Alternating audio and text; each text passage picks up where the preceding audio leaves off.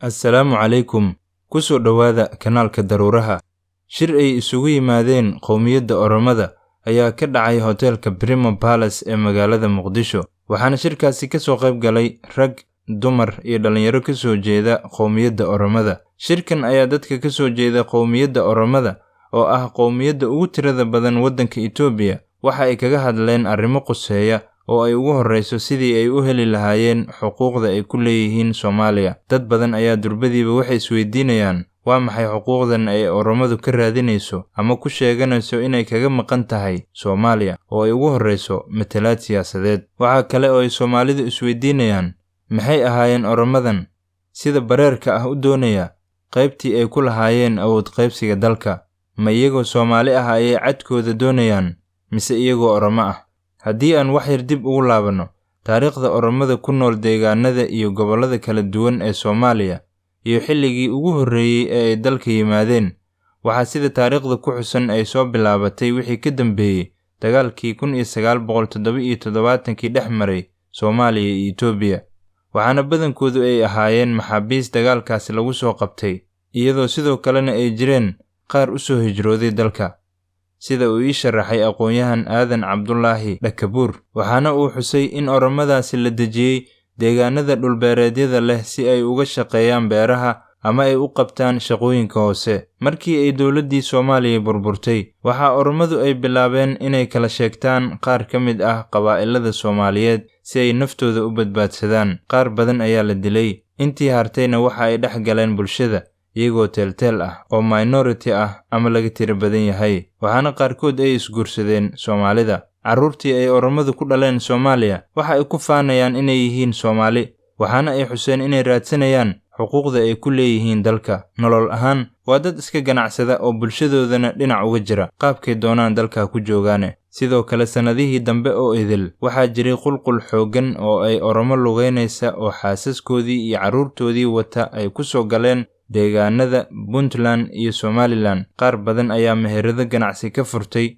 kuna nool magaalooyinka kala duwan ee deegaanadaasi. Qaarna waxay sii wateen tahriibtoodii iyagoo uga sii gudbay Yemen iyo Sacuudiga.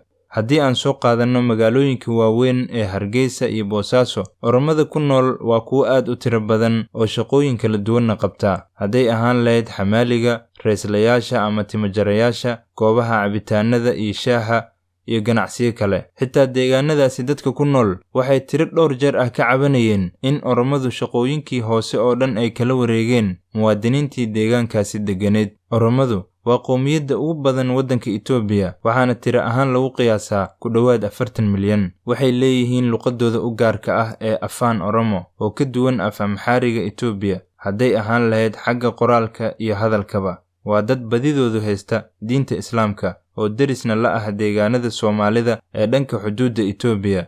Islaamnimadaasina waa midda u fududeysay inay soo galaan Soomaaliya oo ay ku noolaadaan. Waxaa socda qorshe xooggan oo loogu magac daray isdhexgalka shucuubta Geeska Afrika, kaasoo la doonayo in lagu mideeyo dadka dega dalalkaasi si ay u yeeshaan isdhexgal bulsho, mid dhaqaale iyo mid deegaan. Mashruucaas oo ay gadaal ka riixayaan dowladaha horumaray iyo kuwa bixiya dhaqaalaha ugu badan ee lagu taakuleeyo dalalkan ku yaala bariga Afrika ee aan lahayn ikhtiyaar ay aayahooda kaga tashadaan. Taa beddelkeedana mar walba la soo hordhigo ajendayaal ay tahay inay fuliyaan haddii ay doonayaan inay u sii socoto dhaqaalaha la siiyo ee ka yimaada Bangiga Adduunka, Sanduuqa Lacagta IMF iyo Bangiga Horumarinta Afrika. Shirkan Oromada ee Muqdisho ka dhacay ma wuxuu daba joogaa qorshaha isdhexgalka bariga Afrika mise waa dad yar oo community ahaan u kulmay? Xaqiiqdii aad bay u adag tahay waqti xaadirkan in qowmiyad sidaasi u tiro yar ay maqaam ku yeeshaan Soomaalida dhexdeeda xilli ay jiraan qabaa'ilo Soomaaliyeed oo tiro ahaan Oromada ka badan, kuwaas oo waayay xuquuqdii iyo matalaadii siyaasadeed ee ay ku lahaayeen dhulkooda hooyo. Mana lagu darin habka awood qaybsiga dalka ee 4.5 ee lagu soo dhisay magaalada Carta ee Djibouti.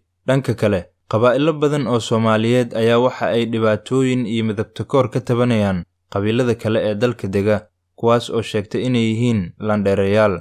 Balse sida xaqiiqda ah ayaa waxay tahay inaysan jirin wax la yiraahdo landheere iyo laangaab, oo dhammaan shacabka Soomaaliyeed ay wada yihiin kuwo isku mid ah oo u siman xuquuqda dalka. 40kii sannadood ee la soo dhaafay, Oromadii Soomaaliya ku nooleed ee ku guursatay kuna carruur dhashay ayaa waxa ay si sahal ah ugu dhex milmeen Soomaalida, maadaama Soomaaliya ay ka mid tahay meelaha ugu fudud ee dadka ajnabigu ay isaga noolaan karaan haddii ay bulshada dhex galaan, luqadana ay bartaan, iyadoo dalkeennu uusan lahayn wax tirakoob ah, isla markaana aan la garanayn asalka qof walba, taasoo micnaheedu yahay in qofkii raba uu si fudud ku sheegan karo abtirsiimada qabiil ka mid ah qabaa'ilada Soomaaliyeed.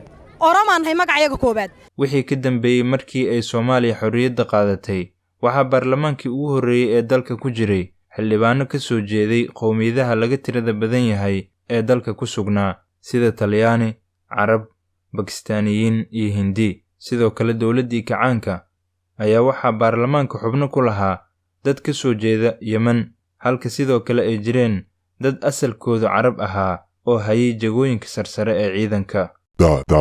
daruuraha